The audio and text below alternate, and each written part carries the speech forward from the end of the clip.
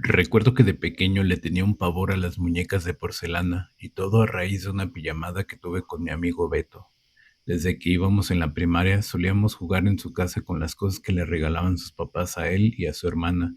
Por aquellas épocas estaba muy de moda ese tipo de cuestiones sombrías y mágicas entre los adolescentes como ella. A veces sus amigos de ella también iban a su casa y tanto Beto como yo escuchábamos que hablaban de cosas como duendes, rituales, la ouija, espíritus y muñecos diabólicos que a nosotros nos aterraba de tan solo escucharlo. Ahora suelo pensar que algunas de esas ocasiones hablaban de esos temas en voz alta con la finalidad de espantarnos y los dejáramos en paz. Una época ella estuvo coleccionando cosas que se veían muy tétricas, llaveros con dientes que quiero creer eran falsos, agujas de muchos tamaños, pósters de bandas donde había gente con máscaras escalofriantes, las cuales ahora sé que son de metal y de hardcore, muñecos de trapos raros y lo más aterrador de todo ello, una muñeca de porcelana cuya mirada sentías que te perseguía donde quiera que fueras.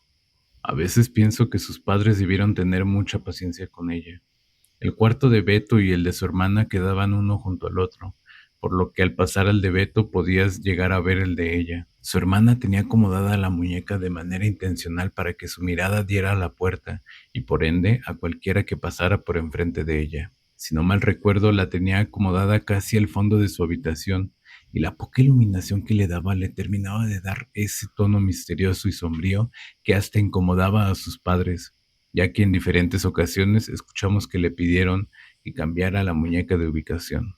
Había momentos en los que su hermana no estaba en la casa y el cuarto lo dejaba cerrado, pero escuchábamos ruidos provenientes de él, como pasos, alguien hablando, golpes pequeños en las paredes y hasta risas, aquellas que te dejan congelado de solo escucharlas. Quizá como niños nos jugaba en contra la imaginación, ya que de por sí le teníamos miedo a algunas cosas que ella hacía, y ni se diga de la muñeca. No recuerdo otra cosa que me causara más pavor en aquellas épocas, o siquiera algo que se le acercara, como aquellas tardes donde Beto y yo nos quedábamos solos en su casa y esas risas comenzaban a sonar desde el cuarto de su hermana. Un par de veces le comentamos al papá de Beto, pero cuando llegaba a revisar no encontraba nada, y en efecto, parecía que las cosas se habían quedado tal como las había dejado su hermana. Después de unas cuantas veces comenzó a ir más desganado. A veces solo nos decía que iría en un momento, pero nunca lo hacía. Ahora lo entiendo más. Las primeras ocasiones podría haber creído que alguien había entrado, pero llegar y no encontrar nada repetidas veces se volvía irritante. Hubo un tiempo en el que comenzamos a escuchar que su hermana platicaba con alguien en su cuarto y le respondían, casi con murmullos. Lo más tenebroso era cuando se reía, ya que sin lugar a dudas podíamos escuchar a ella y a otra persona desde afuera. De eso no nos quedaban dudas. Parecía una mujer, un tanto irritante, como salida desde la nariz, algo aguda y particularmente inquietante. Esta es la clase de risa que escucharías en una película de terror, como de una bruja o alguien perdiendo el control de su mente. Algo así, con la diferencia de que aquí sabes que es real, que no se termina cuando le pones pausa. Debido a los tiempos, hoy descarto que fuera algún video, llamada de teléfono o alguna cosa por el estilo, ya que en aquel entonces todavía no existían los celulares inteligentes, solo los de teclas. Tampoco tenía una computadora de escritorio como para pensar que fuera eso. Y entonces llegó esa tarde. No fue hasta una tarde que desde su cuarto se escucharon gritos, golpes y risas macabras. Corrimos rápidamente con los padres de Beto para advertirles lo que sucedía en el cuarto de su hermana. Esta vez sí se seguían escuchando todos esos ruidos, por lo que sus padres rápidamente trataron de abrir la puerta, aunque de algo desde dentro se los estaba impidiendo. Gritaban si todo estaba bien, y qué estaba sucediendo y que les abriera, que no estuviera jugando con ese tipo de cosas, pero ella no respondía, y las risas solo se hacían más siniestras. Como pudo, su papá le dio un par de patadas a la puerta y logró romperla. Beto y yo estábamos separados de allí por su madre, quien nos pedía que nos metiéramos al cuarto de él mientras resolvían lo que pasaba, pero también estaba consternada y le prestaba más atención al padre intentando desesperadamente abrir la puerta.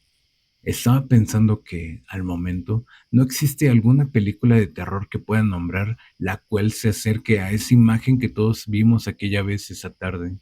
Al centro estaba su hermana tirada, retorciéndose como si se tratara de convulsiones, con los ojos completamente blancos y su cabeza apuntaba hacia la puerta.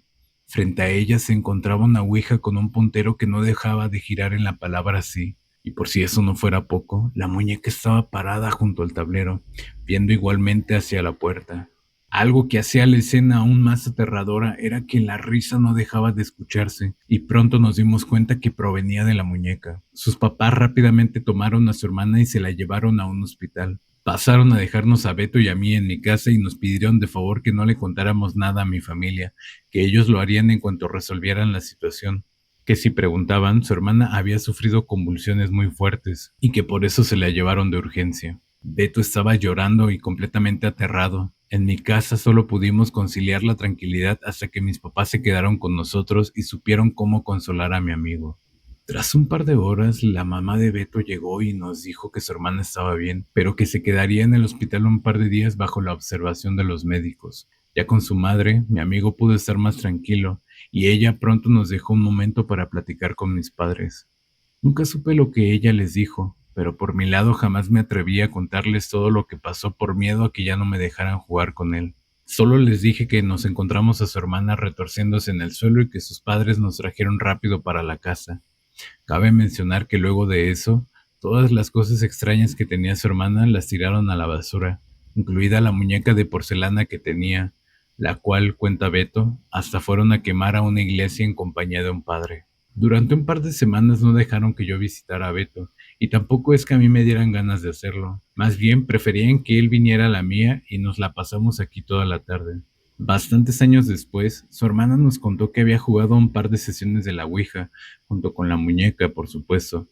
Aparentemente se trataba de un ritual que le habían contado en la prepa, que era con la muñeca con quien según platicaba y se reía, aunque según ella nunca escuchó la risa y los golpes que alguna vez nosotros sí.